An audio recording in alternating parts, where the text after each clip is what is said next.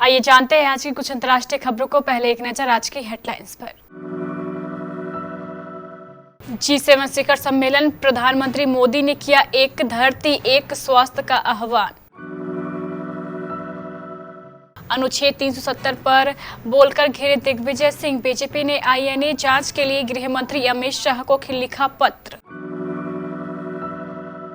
चौथे चरण के टीकाकरण को सफल बनाने में सरकार ने झोंकी ताकत।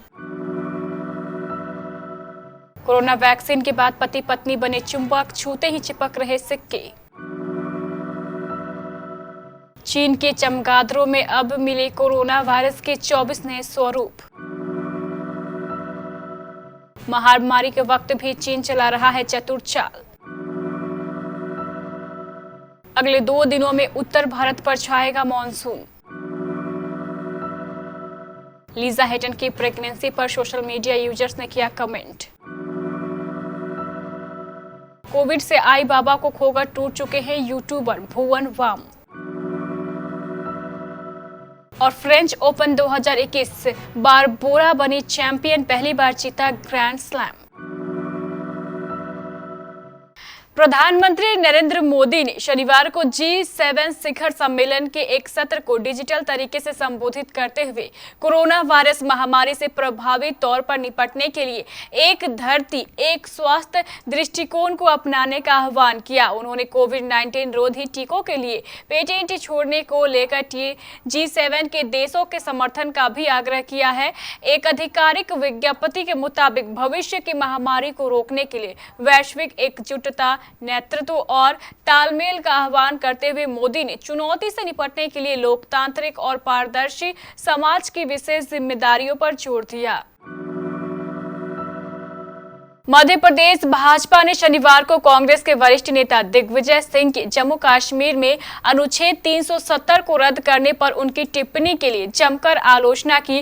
भाजपा के एक वरिष्ठ नेता ने दिग्विजय सिंह की गतिविधियों की NIA से जांच कराने की मांग की, तो मध्य प्रदेश के मुख्यमंत्री शिवराज सिंह चौहान ने सोनिया गांधी के नेतृत्व वाली पार्टी पर पाकिस्तान की भाषा बोलने का आरोप लगाया है। एक अन्य भाजपा नेता ने आरोप लगाया है कि सिंह ने देश के साथ विश्वासघात किया है और उनकी टिप्पणी देशद्रोह की श्रेणी में आती है। सरकार ने 21 जून से शुरू होने जा रहे कोरोना टीकाकरण के चौथे चरण को सफल बनाने के लिए पूरी ताकत झोंक दी है। सरकारी टीकाकरण केंद्र खोलने के लिए राज्यों और केंद्र शासित प्रदेशों के साथ विचार विमर्श किया जा रहा है। वहीं 25% वैक्सीन हासिल करने वाले निजी क्षेत्र की भागीदारी और पहुंच बढ़ाने की भी कोशिश की जा रही है। केंद्र सरकार 75% डोज खरीदकर राज्यों को मुफ्त उपलब्ध कराएगी। कोरोना वैक्सीन लगवाने के बाद राजस्थान के सीकर जिले में भी एक दंपति के शरीर में चुंबकीय प्रभाव पैदा होने का मामला सामने आया है। वार्ड नंबर 1 स्थित शिव कॉलोनी निवासी राजकुमार सोनी व पत्नी पुष्पा सोनी ने यह दावा किया है कि जिसके मुताबिक वैक्सीन की 2 डोज लगाने के बाद उनके शरीर से मोबाइल, चम्मच, प्लेट, थाली व सिक्के चिपकने लगे हैं। पत्रिका टीम जब उनके घर पर पहुंची तो उन्होंने इन चीजों को चिपकाकर प्रमाणित भी किया। दोनों पति पत्नी फिलहाल स्वस्थ हैं, लेकिन घटना के बाद उन्होंने चिकित्सकीय जांच कराने का फैसला लिया है।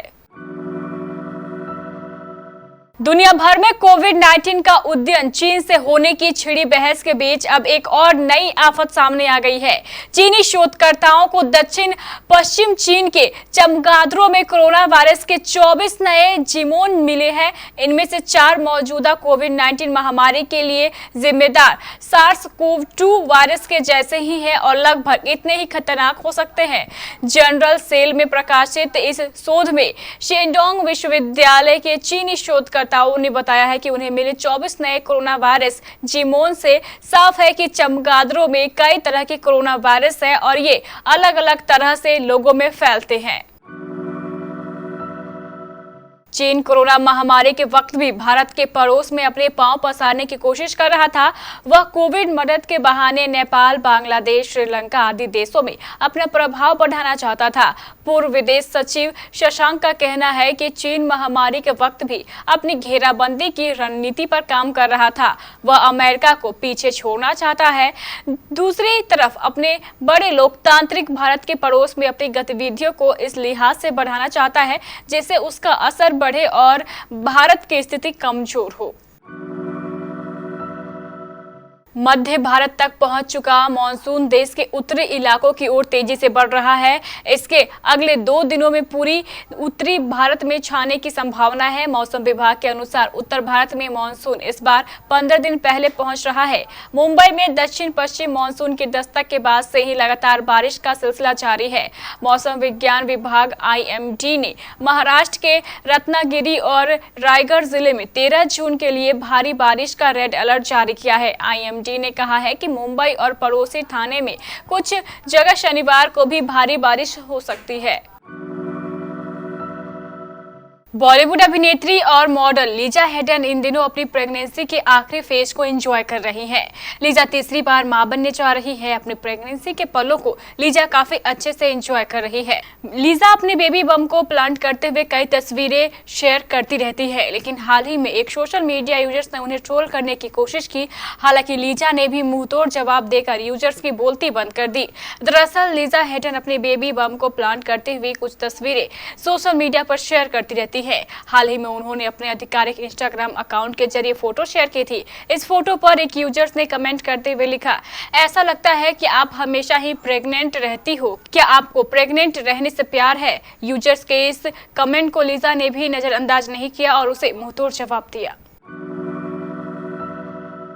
देश में कोरोना की दूसरी लहर ने कई लोगों की जान ले ली है। हाल ही में एक और दुखद खबर आई है। मशहूर यूट्यूबर भुवन वाम से कोविड ने उनके माता पिता को छीन लिया है। उनके आई बाबा का निधन कोरोना के कारण 1 महीने के अंतर में हुआ है। वहीं अपने पेरेंट्स को खोने के बाद भुवन पूरी तरीके से टूट चुके हैं। उन्होंने सोशल मीडिया पर एक इमोशनल पोस्ट किया है जिसमें भुवन ने आई बाबा की फोटोज के साथ उन्हें खोने का दर्द बयां किया है।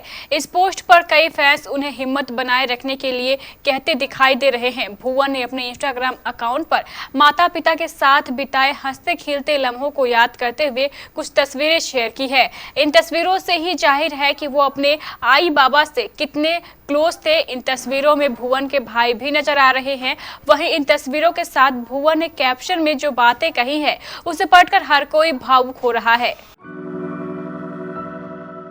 बारबोरा क्रेजोविका फ्रेंच ओपन 2021 में महिलाओं की चैंपियन बन गई है।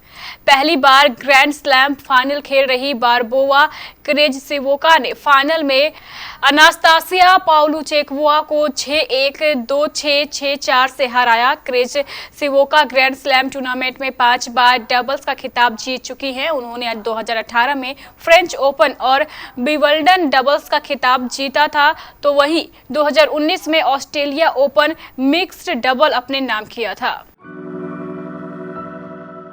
तो ये थी हमारी कुछ अंतर्राष्ट्रीय खबरें। चलेंगे प्राइम स्टूडियो।